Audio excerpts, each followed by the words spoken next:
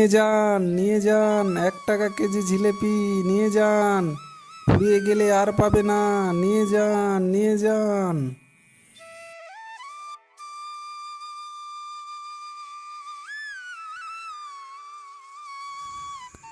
কিরে গোপাল, তোর জিলিপির দোকান দেখছি ভালোই চলছে। সবই ভগবানের আশীর্বাদে চলে যাচ্ছে। তুই আমাকে খাওয়াবি না তোর জিলিপি? শুনছি তোর জিলিপির নাকি খুব স্বাদ। হ্যাঁ দাদা, অবশ্যই, এখনই দিচ্ছি।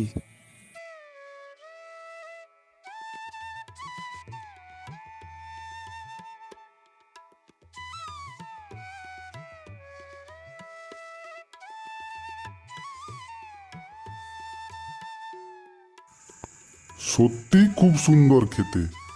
এই যে গোপাল, তুই আমাকে 5 কেজি জিলিপি দে তো, আমি বাড়ি নিয়ে যাব।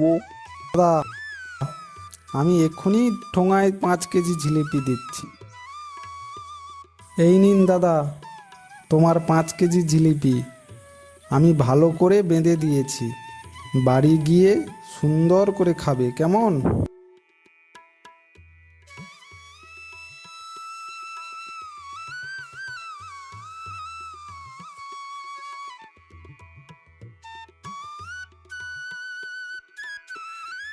এই জিলিপির দোকানটা ছিল বলে আমরা খেয়ে পড়ে বেঁচে আছি, না হলে যে কি যে হতো।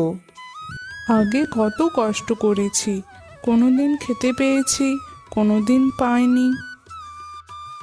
তা তো অবশ্যই গিন্নি, তুমি আজ জিলিপি ভাজার কাজটা জানো বলে তো এই ব্যবসাটা শুরু করতে পারলাম। জানো তো, এখন বেশ ভালো লাগে। চারিদিকে আমাদের কত সুনাম ছড়িয়েছে, কত লোক দোকানে কিনতে আসছে। হ্যাঁ, তুমি ঠিকই বলেছ। আমরা হয়তো বেশি লাভ করতে পারি না, কিন্তু লোকজন তৃপ্তি ভরে খেয়ে নিয়ে যাচ্ছে। এবার ভাবছি, যদি বেশি কিছু টাকা হয়, দোকানটা ভালো করে তৈরি করব। এখনই এত সব ভেবো না, চারিদিকে যা শত্রু, জানি না কখন কি হয়, ভাগ্য সহায় দেয় কিনা। তুমি ওইসব চিন্তা করো না তো, সব ঠিক হয়ে যাবে। এখন তুমি খেয়ে নাও দেখি।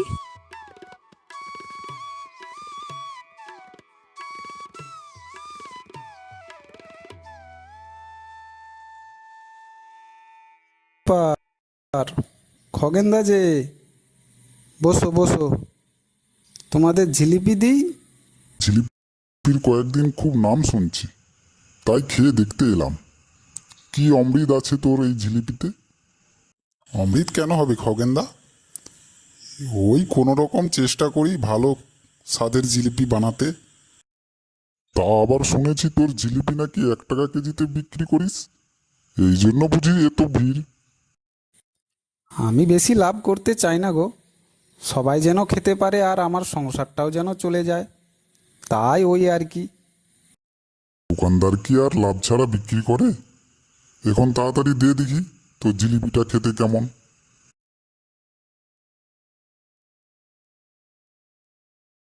কি ব্যাপার, তুই ঠান্ডা জিলিপি দিলি কেন? আমি গরম গরম জিলিপি চেয়েছিলাম।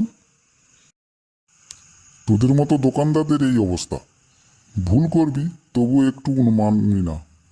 আর জিলিপিগুলো কি রকম একটা খেতে, ভালো লাগেনি। তুই লোককে ঠকিয়ে এইরকম জিলিপি বিক্রি করছিস? না খগেনদা, তুমি ভুল বুঝছো, সত্যি এইগুলো একটু আগের ভাজা। তুই থাম, তোদের মতো দোকানদারদের আমি ভালো মতেই চিনি। তুই রাখ তোর জিলিপি।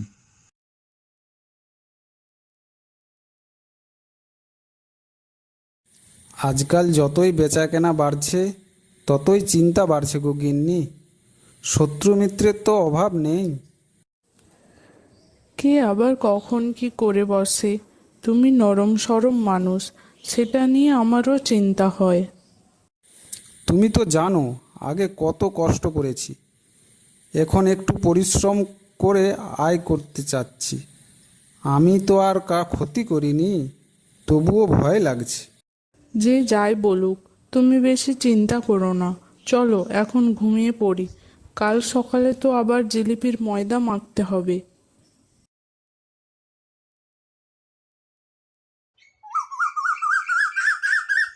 আমার গোপালকে দেখে খুব হিংসে হয়। এমনিতেই গোপালকে আমার একটু সহ্য হয় না। ওর দোকানের কিছু একটা ব্যবস্থা করতে হবে, আর যা করতে হবে তা আজ রাতেই করতে হবে।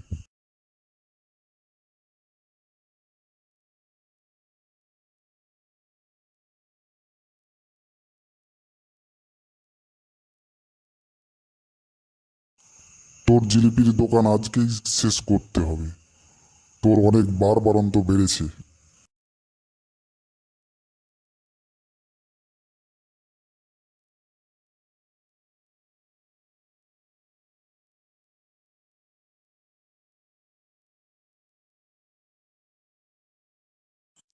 কে ওখানে? আরে খগেন, তুই কি করছিস?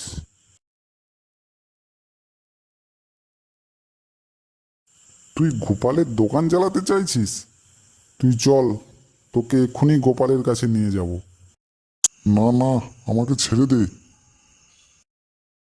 ছেড়ে দেব? তুই এত বড় ক্ষতি করতে চাইছিস? তোকে তো ধরে নিয়েই যাব। গোপাল, দেখ খগেন কি করতে চেয়েছিল। দেখ তুই। কেন দাদা, খগেনদা কি করেছে? তোর দোকান জ্বালিয়ে দিতে চেয়েছিল। কেন খগেনদা, তোমার তো আমি কখনো ক্ষতি করিনি। তুমি কেন আমার ক্ষতি করতে চাইছো? গোপাল, আমার ভুল হয়ে গেছে, আমাকে ক্ষমা করে দে, আমাকে ছেড়ে দে। না গোপাল, ওকে ছাড়িস না। কাল সকালে গ্রামের সকলের সামনে বিচার হবে। না গো, ছেড়ে দাও, আমার এইসব ভালো লাগে না। দাদা, ওকে ছেড়ে দাও, আমি ক্ষমা করে দিয়েছি।